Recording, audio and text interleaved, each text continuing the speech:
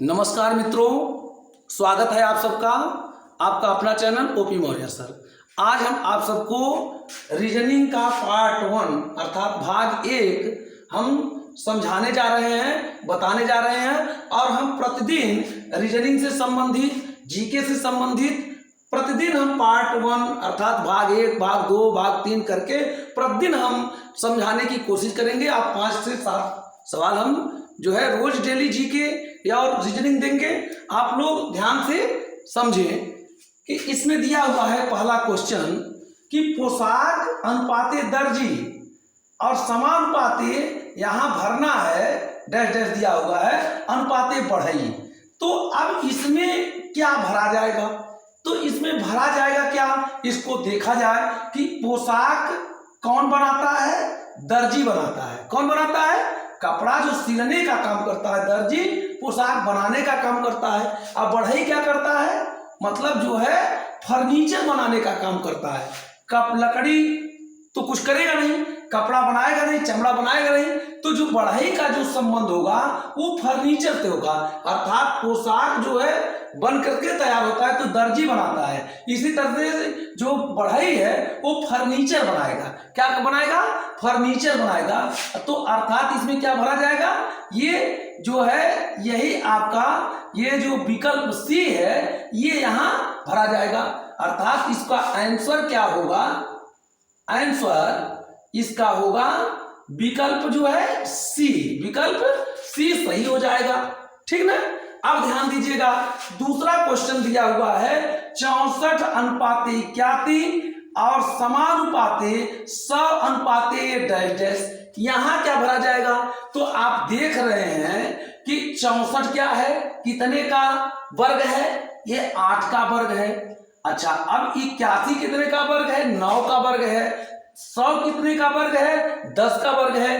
तो 8, 9, 10 ये क्रम से वर्ग हैं, इसलिए क्रम से ये कितने का वर्ग होना चाहिए? जो है 10 तक का वर्ग हो गया। 8, 9, 10 तो ये 11 का वर्ग होगा। कितने का वर्ग होगा? 11 का वर्ग होगा। अर्थात यहाँ क्या भरा जाएगा? ये विकल्प नंबर ए भरा जाएगा, ये 121 भरा जाएगा। इसका आंसर क्या होगा? इसका आंसर जो है विकल्प ए होगा। विकल्प क्या होगा? ए होगा। अब ध्यान दीजिएगा, यहां तीसरा क्वेश्चन दिया हुआ है कि 1, 0, 3, 2, 5, 4। तो आप देख रहे हैं, अगर देखेंगे तो 1 के बाद 3 विषम, 3 के बाद 5 विषम, 5 के बाद 7 विषम हो सकता है। जैसे आप देखेंगे, अगर इसको देखते हैं क्रम से, तो 0 के बाद 2 आ गया, ये सम संख्या है। इसके बाद जो है 4 आ गया, इसके बाद क्या आ गया? 4 आ गया। उसके बाद क्या आएगा? 6 आएगा। क्या आएगा? 6 आएगा। अर्थात 6 इधर 6 होगा और इधर 7 होगा। जैसे इधर 4 है और 5 है, 2 और 3 है, उसी तरह से यहां क्या होगा? 6 और 7 होगा। 6 और 7 होगा। तो केवल आपका एक ही पूछा है, अर्थात 1 के बाद 3, 3 के बाद 5, 5 के बाद 7। तो इसमें आपका विकल्प डी है, इसलिए यहां आंसर क्या होगा? यहां डी विकल्प का विकल्प होगा। मतलब ये सही होगा डी। इसका क्या होगा? डी सही होगा। इसका ए सही होगा, इसका सी सही होगा। अब हम आते हैं इस तरह के क्वेश्चन पर कि कह रहा है कि यदि 13 फरवरी को गुरुवार हो तो 4 जनवरी को क्या होगा?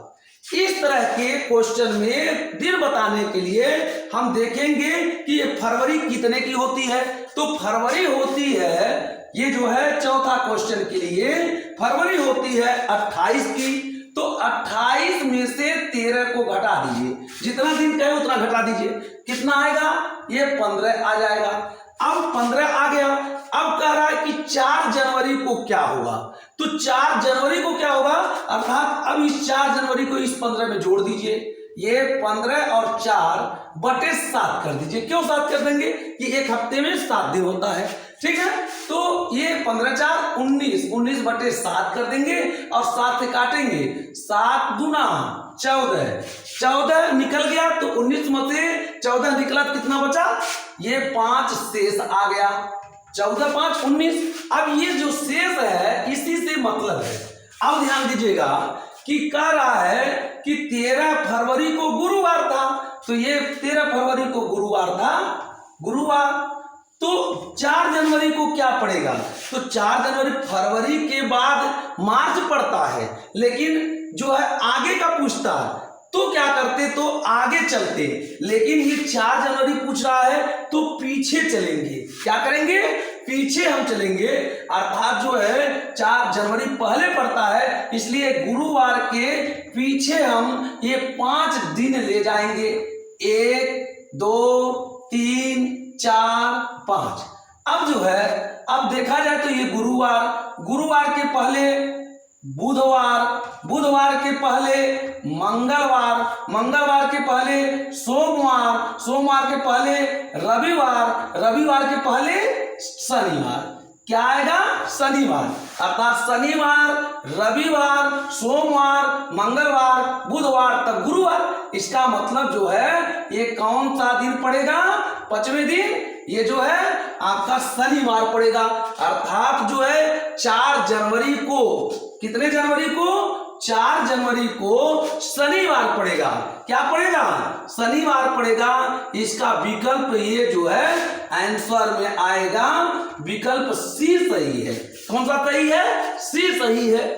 इस तरह का क्वेश्चन यदि आता है तो अगर फरवरी के जो है बाद मार्च पूछता है तो यही हम इसके आगे चलते, लेकिन पीछे पूछ रहा है तो जनवरी पहले पड़ेगा, इसलिए हम इसको पहले पीछे ले गए। अब हम देखते हैं दूसरा क्वेश्चन। दूसरा क्वेश्चन 5वां, यदि 1 अक्टूबर को रविवार हो तो 1 नवंबर को क्या होगा, अर्थात अक्टूबर के बाद नवंबर पड़ेगा। तो अब इसके लिए देखते हैं, अक्टूबर 1 अक्टूबर को रविवार हो तो अच्छा, अक्टूबर जो है होता कितने दिन का, जो नवंबर जानिए, अप्रैल सितंबर 30, फरवरी है 28 की, बाकी मानिए सब 31, तो अर्थात अक्टूबर क्या होगा, 31 का होगा, 31 का होगा। 31 में से 1 अक्टूबर को पूछ रहा है तो 1 घटा दीजिए, बराबर 30 आ गया। उसके बाद 1 नवंबर को क्या होगा, अब 1 नवंबर का 30 में 1 जोड़ करके 7 से भाग दे दीजिए, 30 और 1 31/7, तो 7 चौक 28, 7 चौक 28, कटा कितना बचा, 3 बचा, 7 चौक 28, 2 30 31, ये 3 बच गया, ये शेष, यही शेष काम करेगा आपका। अब देखेंगे कि रविवार था, 1 अक्टूबर को रविवार था, क्या था, रविवार था। तो अब देखिए अक्टूबर के बाद नवंबर पड़ता है, इसलिए इसके आगे हम चलेंगे, इसके पीछे नहीं चलेंगे। अगर ये नवंबर न होकर के अक्टूबर के बाद सितंबर पूछता तो हम इधर चलते, लेकिन अक्टूबर के बाद नवंबर होगा, इसलिए आगे चलेंगे। कितने दिन, 3 दिन, 1 2 3। अब रविवार के बाद क्या पड़ेगा, सोमवार, मंगलवार, ये बुधवार, क्या पड़ेगा, बुधवार। अर्थात क्या होगा, जो है ये रविवार था 1 अक्टूबर को, तो जो है 1 नवंबर को क्या पड़ेगा, बुधवार पड़ेगा। क्या पड़ेगा, 1 नवंबर को बुधवार पड़ेगा। आगे ले जाएंगे, 3 शेष बचा, 3 बिंदु लगा लेंगे, और सोमवार, रविवार के बाद सोमवार, सोमवार के बाद मंगलवार, मंगलवार के बाद बुधवार। इसमें से कौन सा सही होगा, ये जो है डी विकल्प सही होगा। आंसर में क्या आएगा, ये डी विकल्प सही होगा। समझ में आया प्यारे बच्चों? यदि ये वीडियो आप लोगों को अच्छा लगे तो आप लोग लाइक करें, सब्सक्राइब करें। धन्यवाद।